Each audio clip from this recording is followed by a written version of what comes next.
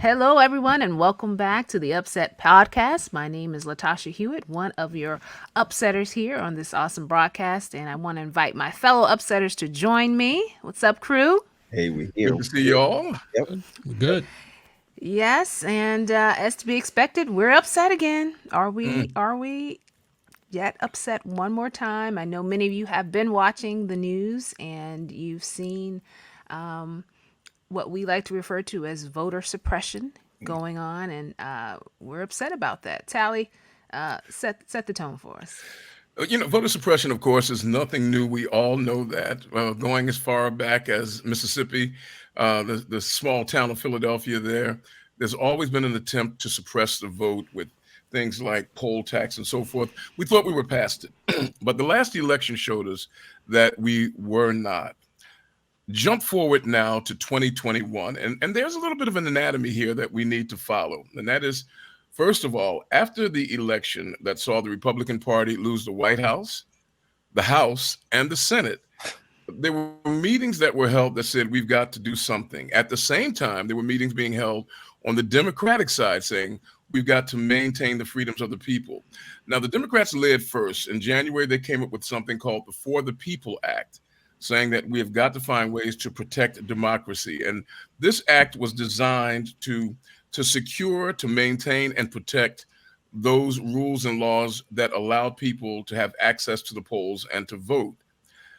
That bill, that act, the For the People Act, kicked into overdrive a Republican response led by people like Charles Koch, the billionaire oil magnate, who in secret meetings, and they've got tapes from some of these meetings now, they began to denounce this act as being an electoral reform ploy. They started trying to figure out ways to derail it before it could get started. And they began to work really hard to try to find ways to get rid of or to mitigate the voting rights of all people. And that leads us to SB 202, a bill that was introduced in Georgia that was signed under cover of night, in secret, behind closed doors, in the governor's chambers, that simply derailed, as it were, the voting rights of many of the citizens of Georgia, to the extent that it even included something as banal and something that is so evil for a group of individuals who call themselves Christians, that if we find you fainting while waiting to vote, anybody who gives you a drink of water will be held in violation of law. What we're looking at now is a full-out assault on the voting rights of the citizenry of the United States of America. The question isn't whether or not it's happening. The question is, what will decent people do while it is happening? Right, and it's not just in Georgia. Since the election, the Republican state lawmakers have introduced over 250 bills in 43 states to limit voter access. It's as they say, trending. It's sweeping the country, and they don't all get headlines. See, that's the other thing. You got to dig a little bit. You got to research a little bit to find out what's really going on in these other state capitals. But Georgia got the headlines, and of course the video went viral of a state representative Cannon, being drugged out of the Capitol, and that in the context of what happened on January 6th, right? So you look at those, how she was treated versus Right. I think the scary part of all of this is, and I heard you, Tally, what you were saying before. The question really comes to how do you enforce these laws, and what is it going to look like? I'm just saying, what is it going to look like for someone to hand you water or food? Remember, it's both, right? To hand you food. What is it going to look like when you're standing in those lines and that's going to happen? Is it going to look like a George Floyd situation? Is it going to look like a dragging out Representative Cannon? What are they going to do? Put us in jail for that? So I think that's one. But I still think there's an attack. I know you guys. I know we're being like we're saying democracy, but I'm going to put it out there, and we probably could hit it later on. I don't know how you want to do it, but to me, they are hitting black, brown, poor. That's what I see: black, brown, and poor. And it's a slap in the face. Going back to you, Chuck, really quick though. All right, I just want to say, going back, we got to stay woke. And I think that's what the whole thing is about, to upset people to stay woke, because we're focusing on Georgia. Right. And our eyes are set on Georgia this whole time when it's in Pennsylvania where we work. I mean, and it's in Pennsylvania where we work, right? Where they're working these bills underneath, and they're going to be passing these laws based on the top laws, and then the rest of them on the bottom we haven't seen, or we're not paying attention to. But we have to stay woke to those type of things. Yeah, and that's the thing that gets me. Oh, sorry. No, please go ahead. I was just going to say, that's the thing that gets me. It's so overt. I mean, when I think about politics, sometimes you look at it and you're like, wow, they pull the okey doke on you. Like, you only see it after the fact. But this is just so right in your face. It's, retaliatory. You know exactly why it's happening.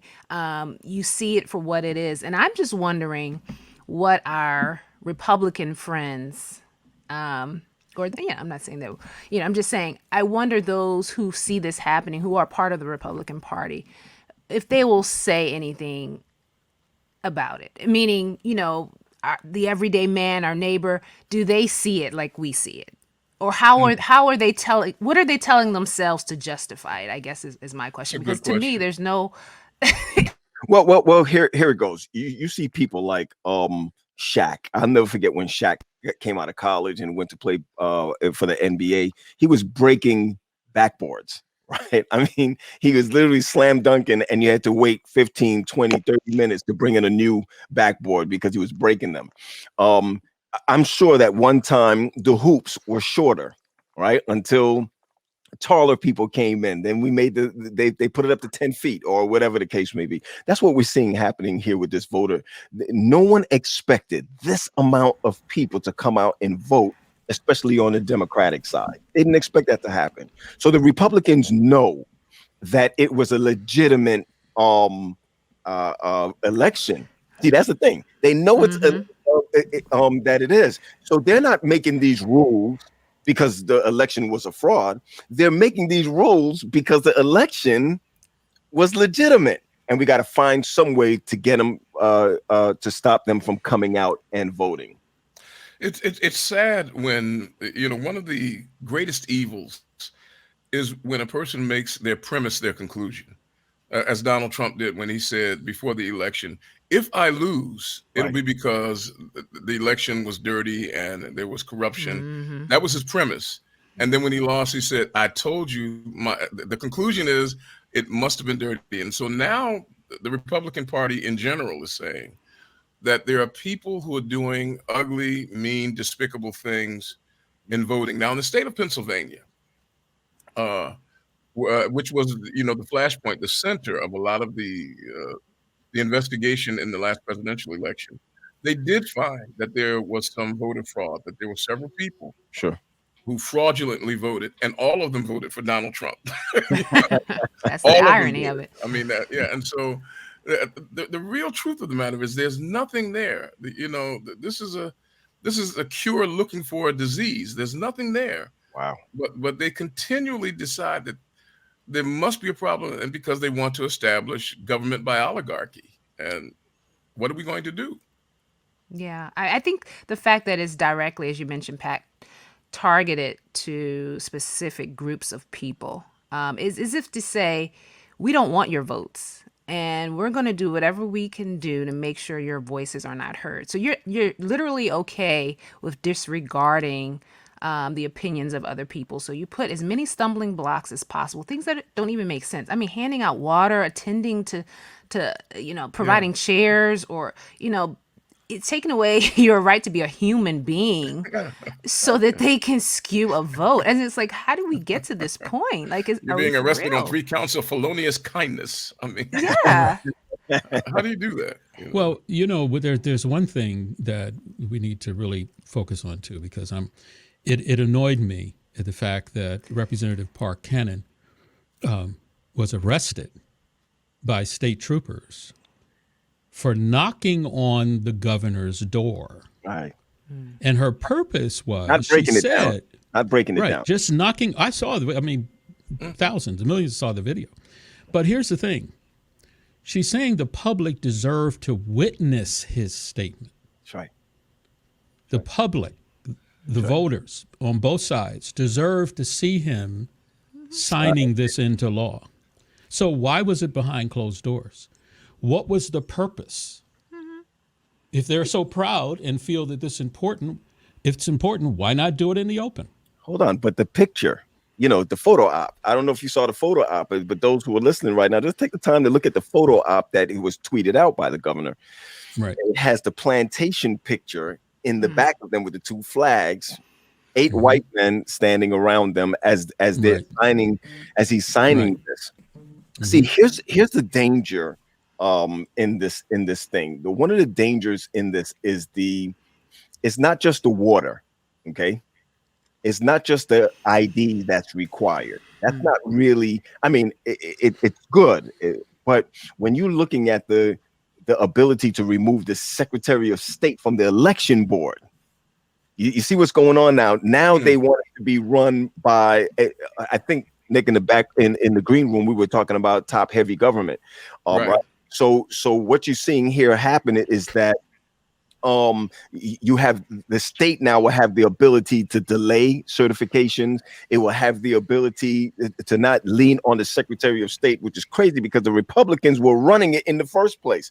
What they're doing is making sure that that all the stops are being taken, that if we decide to go out and vote, when I say we, I'm talking about black, brown, poor. I'm still poor, right? So when we talk about that, is those people who have to work at McDonald's, those people who work 9 to 5s, those people who work at who if they just put it out and say, listen, the polls are closed during this time. Hold on, I got another one. Early voting. They want to stop up to a certain marker. That's not really hurting the Republicans. That's hurting democracy, not Democrats, but democracy in a whole. How do you tell people that you should want to vote? You should want people to want to vote. I don't understand why you turn anybody away from voting. But anyway, I got another thing to upset people. I'll wait on it for a second. Well, I think there's an assumption that black, brown, poor people don't have, one, the intelligence and the sense enough to be able to vote.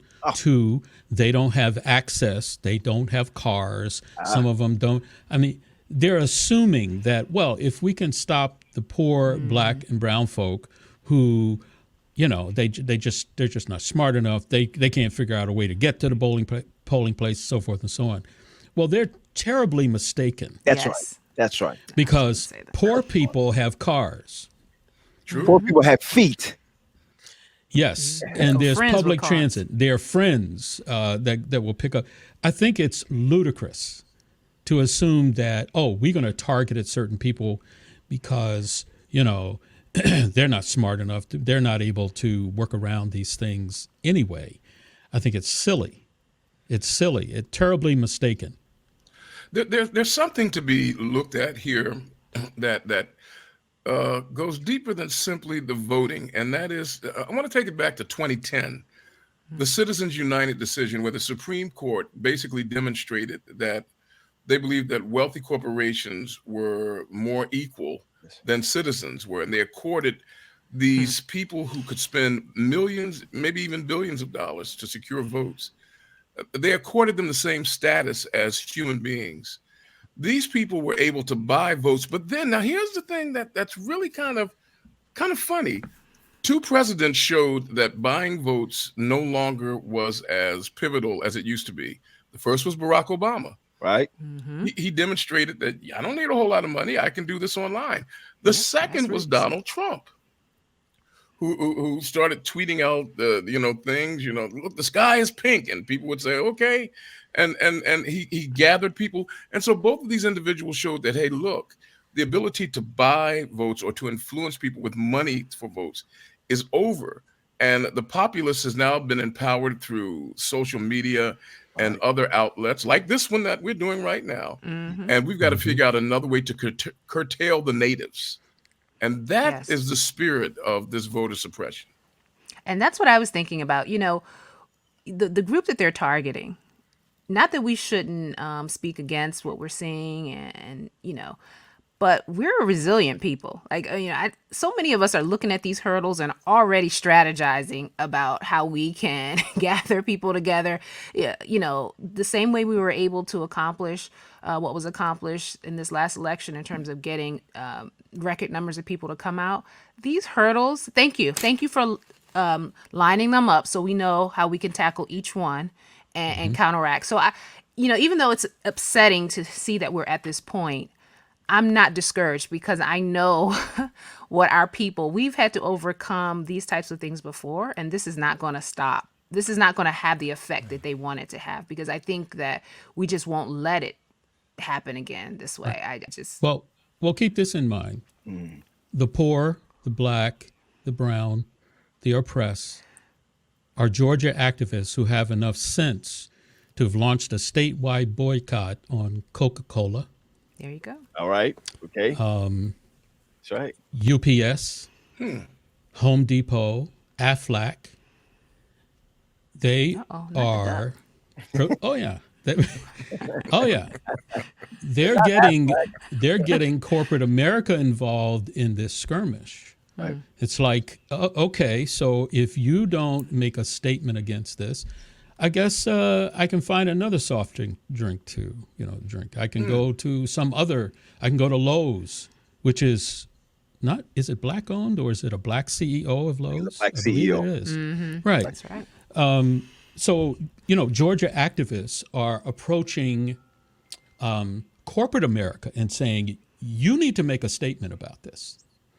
You need to, because we all know that corporate America does feed election money. That's right. Yes, it does. And they're involved. So the activists are saying, oh, okay, we know you have a part to play in this. And if you feel like we do, you need to step up to the plate as well. I love that. That's important. I think my when I read books, because I was born in the 70s, right? So when I read books or I hear people talk about not being able to drink from this water fountain, I know I'm going back, but right, you're not being able to drink from this water fountain, not being able to try on clothes at this in dressing rooms, etc. I go back now and even look at polling boxes. I remember how I voted. I voted by dropping off a ballot in a box that was guarded by state police. Where was this? New York? Maryland here. I put in. It was a box that was sitting out. Okay. So what I'm saying is that's how the election in many places where people could not go to polling or pollings were getting ready to close, you could still drop it off. This is what they're stopping in Georgia. These are some of the bills that they're putting together so that you can't even have polling boxes outside where you could just drop it off. Even though polling was set for those who were in the military and overseas, those who were older who couldn't come out, it didn't stop. It's not stopping any one of us from simply casting our vote. Okay, so here it is, gang.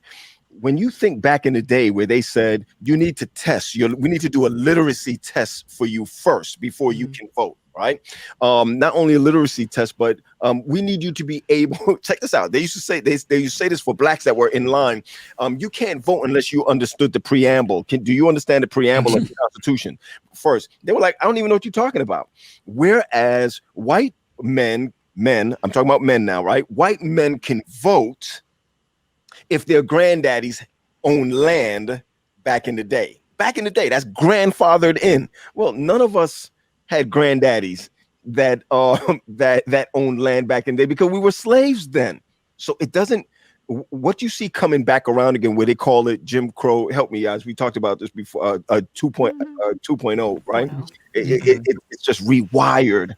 Where we have to come into play, you guys, and those who are listening to this. You got to be well read.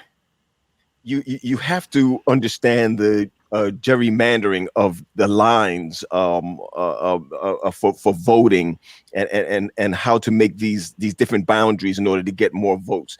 We have to be able to understand those things, because when we have these meetings that's going on in our communities, When we have these meetings that's happening in our counties, we don't go to those things. We just allow it to just fly simply because. So what Cannon was opening everyone's eyes to is that while we are sleeping, they're signing laws. Right? And something else is happening during those times. And listen, we need to wake up to this, because even though we're talking about voter suppression laws, there's a whole lot of other laws that we don't see coming through that's being passed that hurt economics for blacks, gentrification in different areas. We don't come out and decide that no, they're not going to buy these buildings. We see those stakes in the ground that says there's going to be meetings to be held to see whether or not we're going to build a jail in your neighborhood, and you don't go. Right. So this is what my push is for this. We need to be careful. We need to be well read. We need to be on top of it, and we need to speak out. Well, it's like the old saying. The old saying is, if you don't know your rights, you don't have any. You're right. Well, that's well put, Charles. That's it one of the leading organizations, or one of the civic leaders who was doing more than others to secure the freedoms and to maintain the civil rights of people is Reverend William Barber down in North Carolina. He is probably, if there's anybody standing in the vanguard, holding up the mantle from Martin Luther King, is William Barber. He reminds us, and this is something we need to keep in our lexicon and in our speech, that this is not simply a black thing anymore. That's right. That's right. It's about black people, poor people, women. It is a group of elitists who want to make sure that common people do not have a chance to express themselves. And the coalitions, and they did this before, telling poor whites, well, it's the blacks that's taking your job, Johnny. Right. And we've got to make sure that we don't allow race as a metric of definition to determine what our coalitions are going to look like, because we've got to, it's not just black people that they're trying to stop from voting. It's common, everyday people who happen to be poor. Yeah. And I'm sorry, I just wanted to add what you just said, because you're right. That's another blinder to say that it's racial. What we're really trying to do is go back to the forefathers.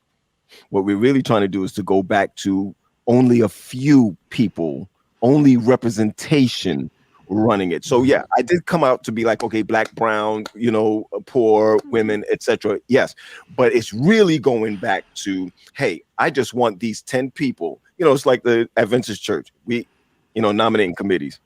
Anyway, just go ahead. Shot fired. I know. No, but when I think about this, though, we all remember that phrase, "What would Jesus do?" I started thinking about this as I'm looking at how the disadvantaged are the ones who are being targeted here. And when I look at Jesus's ministry when he was here, those are the people that he took special attention in addressing.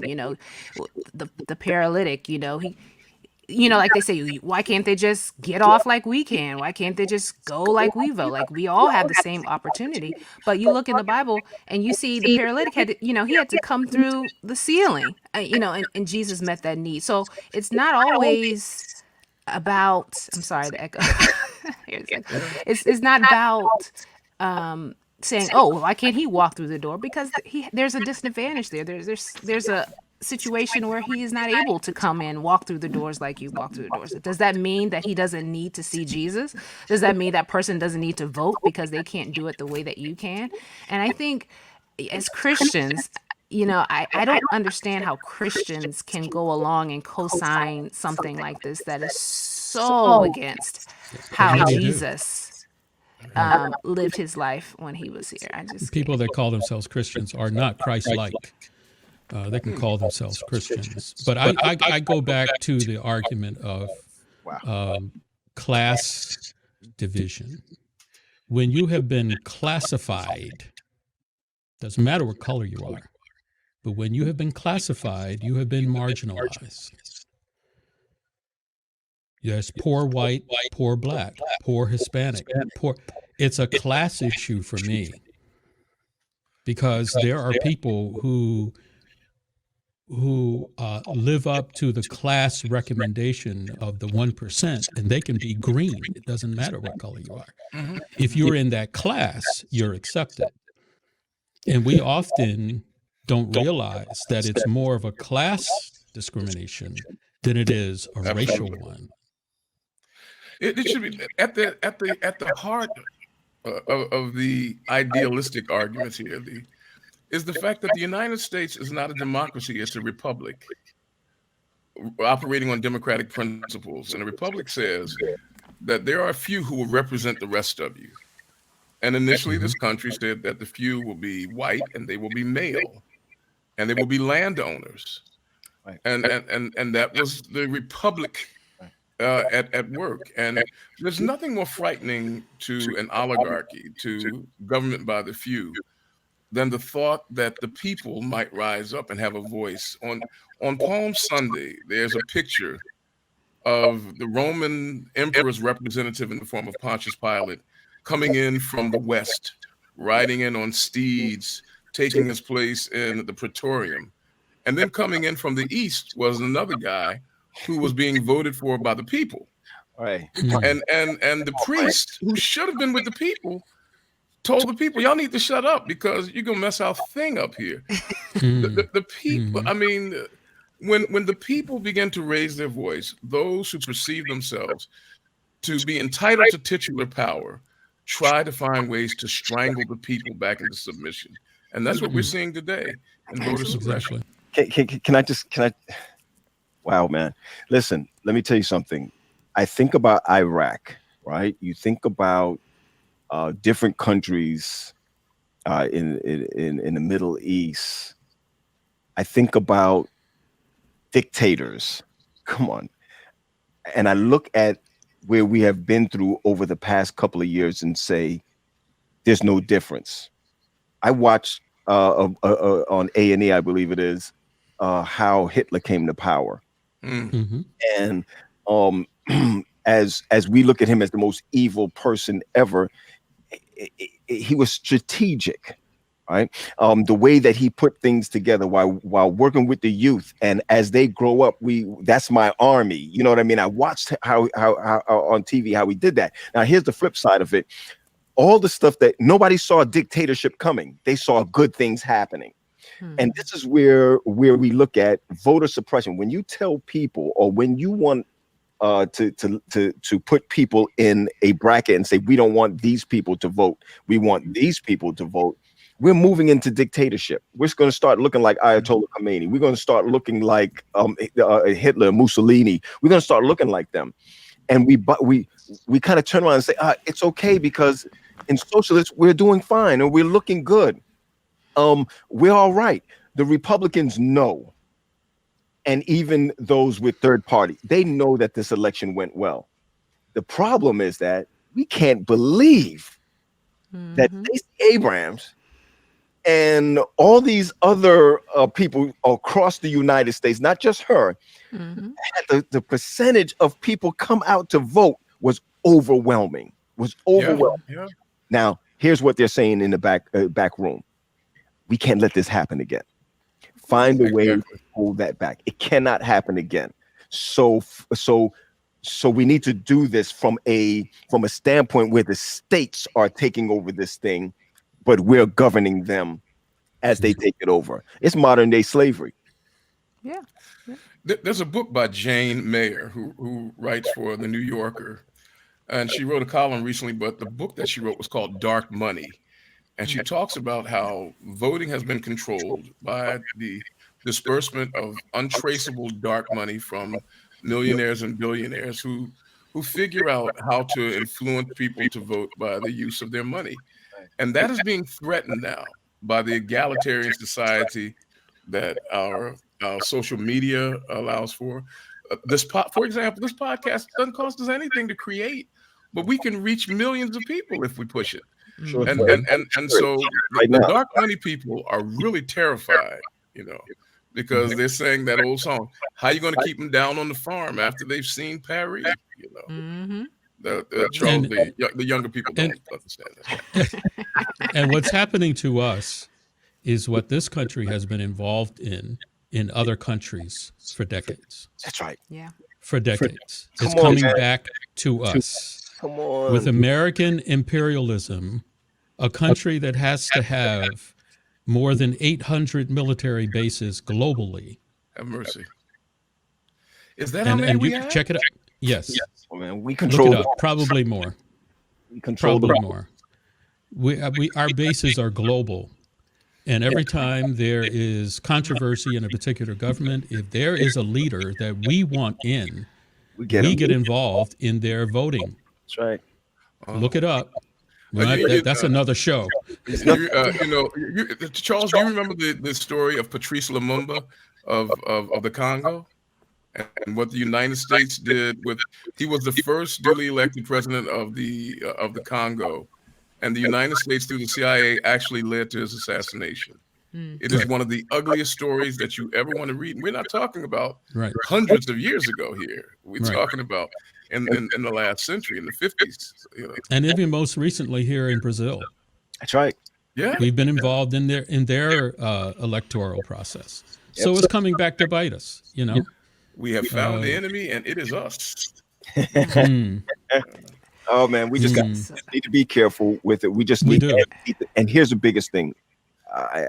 You ask, what do we do from here in this type of situation? Where do we go in this? Again, I go back to I know social media is out there, and I know that we have our news outlets, and our news outlets can be left wing, right wing, as far as our news outlets go. They'll determine Most what they want us to know, right?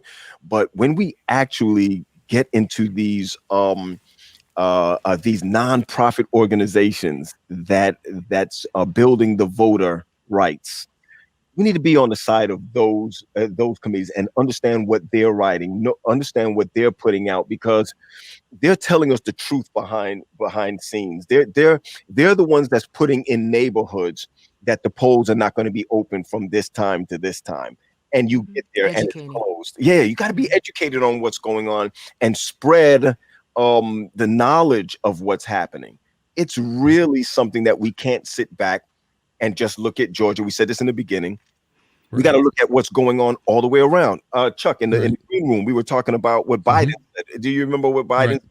I don't remember. He said it's sick. Yeah. He's quoted as saying, this is sick. Come on, man. You know, he says, what I'm worried about is how un-American this whole initiative is. That's a quote from his official statement. But this is where I rest on this. This is my final take on all of this.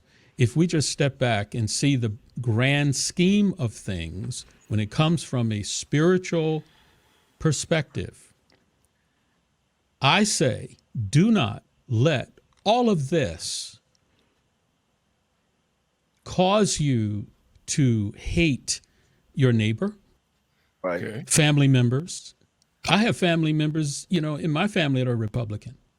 These are the kind of things that can divide families, divide communities, because we go to one side or the other.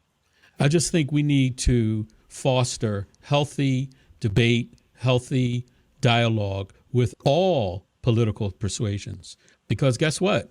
We're all in the same boat. And if that boat sinks, we're all going down. Yeah. So that's my final word on it. Yeah, and I'm listening to you, Charles, and I'm thinking to myself, we know we have the Republicans, the Democrats, and this tension between the two, and this isn't even really an issue. Like, we have those issues, how people feel about abortion, how people feel about this is about rights of people. Like, correct. It's almost like if we can find one common ground, can it be the right for every person to have the ability to vote?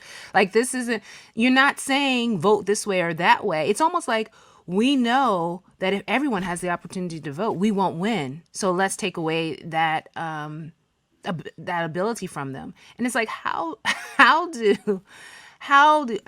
and I keep saying this, assuming that everyone has a conscience, but how do you do that in good faith, knowing that the only reason I don't want you to vote is because I know you're not going to vote like me, and therefore your voice doesn't matter. It really just doesn't. And I'm challenging, I don't care if you're Republican or you're Democrat or you're Right. independent or anything else. Give everyone the opportunity to vote. And when you see something like this happen, speak to it. Yeah. Don't just say, "Oh, well, that's how it happens sometimes. Hopefully, they'll find a way around it." No, I mean, but at the same time, and this is going to be my last comment too. We can't give out water anymore. We can't, we can't do our community service acts as Christians in this. So what are we going to do? Are we going to galvanize our fellow members to make sure they have opportunities, those who may be disadvantaged and can't go? Are we going to come together and create strategies so that all of these loopholes that have been created, we can circumvent? I think that's kind of where we need to be in strategizing how to counteract some of these hurdles that are being placed in front of us. Not telling people how to vote, but giving them the opportunity to do so. Well, my final word is that here in Philadelphia, we have mobilized last year. We really worked hard. And I'm actually in the forefront of a group called CASE, CASE, Congregations Affiliated to Strengthen Elections. And I like our that. task is to make sure that people are educated, mobilized, and informed in a way that will empower them to exercise their franchise. And I'm going to redouble my efforts to make sure that CASE Absolutely. stays on the case. Oh, I I like like that. that. I like We that. need to, Case stays on the we case. need I to don't get have a involved. final statement because I'm trying to You still remain upset? Christian. Yeah, yeah, yeah. Uh, I'm trying to You're still. not putting periods in, you're putting commas, right? Yeah. So, but I needed to talk about this because sometimes I get so frustrated. I'm sure listeners are the same way. We get so frustrated that we say, you know what, I don't even want to think about this anymore. There's another 4 years coming. It's deeper than 4 years. It's the Absolutely. Senate. It's your area. It's your judges. It's your school Absolutely. superintendents. It's your sheriffs. It's Yep. all of that. It's not Yep. just 4 years, Exactly. right? You can't just walk away from this thing. Hey, it's your homeowners association. It is that's where you have to sit, because just think about it. We could talk about the same thing. They're voting in homeowners association and you're not even there. You're not even sitting at the table to see what's actually happening, where where I'm sorry to put this, I know we land in this plane, but we got to this point where at homeowners association, they know that the Mexicans are moving in and the blacks are moving in. So therefore you can't park your cars outside. It has to be inside of these are little things in a homeowner association that you got to think about to say, I need to be at this table. I mean, down to the point, I know we're talking about voting, but whether or not a basketball court should be put outside, because who's that going to bring to the neighborhood and your friends coming over, et cetera, et cetera. So we need to start from our HOAs and work our way all the way up federally, that we need to be aware of these things that's going on. My closing statement is, man, just wake up and Stay smell the woke, like you toastum. said. I know we didn't say coffee here. Just I smell. prefer Roma, actually. Can, Okay, can let's we go smell, Roma. We'll smell go Roma? Roma. Okay. We'll go Roma. Yeah, this Well, has been a, Tasha, land us. yeah, this has been quite interesting discussion. I think that's what we need to do. Have more discussions about this, as we said before. Put it in the forefront so that people know what's happening. Because if you're not a big news buff, or you're not one of those people that follows what's happening, you could wind up confused during the elections about, why can't I do this? I did it last time. What's going on? So we it's on us to help educate. And also to, like I said, strategize ways that we can still make this possible for those that we say we value as Christians. Well, although we got upset, and I think this is one of those things where we're allowed to be upset and stay upset until we see some changes happen. But of course, we always like to hear your thoughts. What are you thinking about when you hear this issue of voter suppression? Email us. We love to see your commentary. Write us down if you're watching on YouTube or Facebook. Write your comments. We love to go back and read some of them and hear how you plan to weigh in, or even some strategies that maybe you guys have a case of your own that you're actively involved in. We want to hear about it, and maybe we can invite you on a future show to tell us how you're being involved in counteracting some of this voter suppression that's out there. But as So, Tasha, always, where do they send those comments? Where do they send them? well, Here yeah, we are. yeah, I'll do to what our Kiki email. does, since he's working on Yeah, it. yeah, that's your job now. That's my Yeah. job right now, right? Upset at aacsda.com. And also, like I said, you can also comment right under wherever you're watching. If you're downloading this, find us. We have a website too. Visit ac.org/. Upset, where you can also leave some comments. But we like to keep this dialogue going. We see the value in it, and we hope you do as well. Well, team, it's been great yet again. Always. Appreciate everyone's contribution. And Thanks so we'll be much. back next week, upsetting us once again. That's right. We'll see you Take then. care, everyone. Take care now. Bye-bye.